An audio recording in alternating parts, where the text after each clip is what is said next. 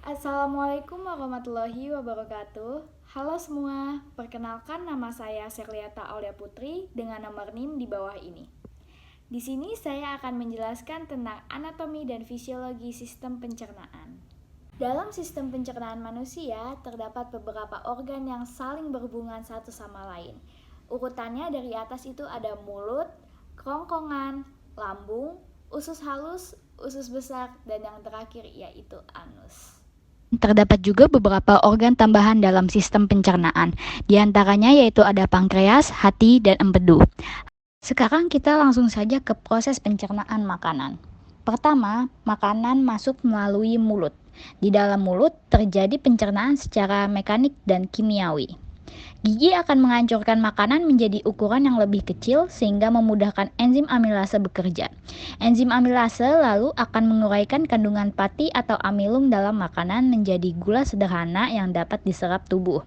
Nah, enzim amilase diproduksi oleh kelenjar ludah ya. Selain itu, di mulut ada juga lidah yang akan mengaduk makanan sehingga bisa bercampur dengan enzim amilase. Lalu selanjutnya, makanan tersebut akan turun melalui faring atau tenggorokan yang merupakan saluran pencernaan yang menghubungkan rongga mulut menuju kerongkongan atau esofagus.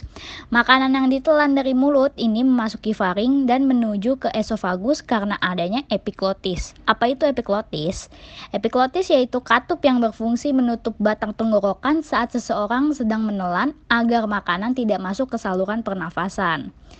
Nah, dari mulut ini makanan terjadi gerakan peristaltik, yaitu gerakan meremas yang dilakukan kerongkongan untuk mendorong makanan masuk ke lambung. Nah, kita sekarang udah masuk ke lambung ya. Lambung ini merupakan organ pencernaan yang paling elastis yang berbentuk kantung. Di sana juga terjadi pencernaan mekanis dan kimiawi. Pencernaan mekanis dilakukan oleh dinding atau otot lambung yang meremas dan mengaduk makanan. Sedangkan pencernaan kimiawinya yaitu dilakukan oleh getah lambung yang mengandung enzim pepsin, renin, dan asam klorida. Selain itu, lambung juga memiliki fungsi mematikan mikroorganisme berbahaya yang ada di lambung karena ada asam lambungnya. Lalu kita masuk ke dalam usus halus. Usus halus merupakan usus terpanjang dalam sistem pencernaan yang panjangnya bisa mencapai 6-7 meter. Di sana terdapat cairan khusus untuk penyempurnaan pencernaan makanan. Usus halus ini dibagi menjadi 3 bagian. Yang pertama ada usus 12 jari atau duodenum yang mencerna makanan dengan bantuan getah pankreas dan getah empedu. Nah, getah pankreas ini mengandung enzim lagi, ada enzim amilase, tripsin, dan lipase. Sedangkan getah empedu berfungsi untuk mencerna lemak. Dari usus 12 jari kita turun ke usus kosong atau jejunum. Di sini dia mencerna lebih lanjut makanan yang telah dicerna oleh usus 12 jari.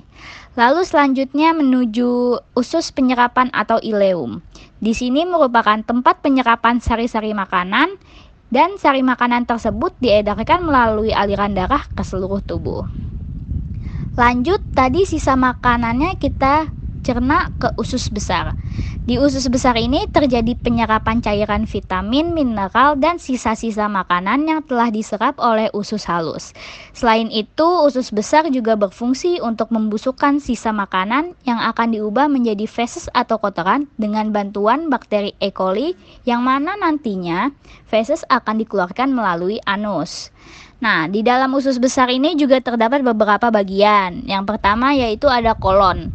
Kolon berfungsi sebagai tempat pemadatan feses atau penyerapan kembali air dan dari zat sisa makanan. Yang kedua ada rektum. Di sini berfungsi sebagai tempat penyimpanan feses sementara.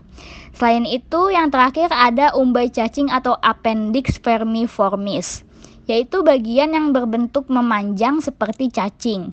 Bagian ini bisa membengkak jika ada sisa makanan yang tersumbat, lalu menimbulkan penyakit usus buntu. Nah, dari rektum ini tadi, lalu makanan menuju ke anus, yaitu tempat terakhir saluran pencernaan.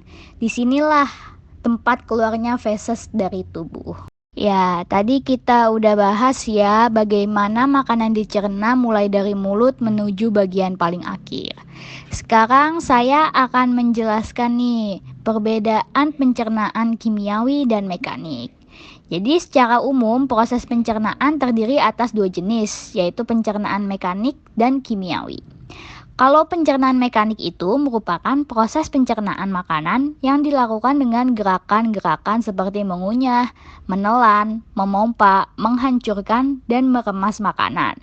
Pencernaan mekanik ini bertujuan untuk mengubah ukuran makanan menjadi lebih kecil. Tadi pencernaan mekanik ini terjadi di dalam mulut dan lambung. Nah, yang kedua ada proses pencernaan kimiawi. Proses pencernaan kimiawi ini adalah proses pencernaan makanan yang melibatkan enzim. Pencernaan kimiawi bertujuan untuk mengubah partikel makanan yang kecil menjadi bentuk yang siap diserap sama tubuh. Jadi, pencernaan kimiawi ini tadi terjadi juga di mulut, lambung, dan usus halus. Sekian pemaparan dari saya tentang anatomi dan fisiologi sistem pencernaan. Kurang lebihnya mohon maaf. Semoga video ini dapat berguna bagi penonton semua.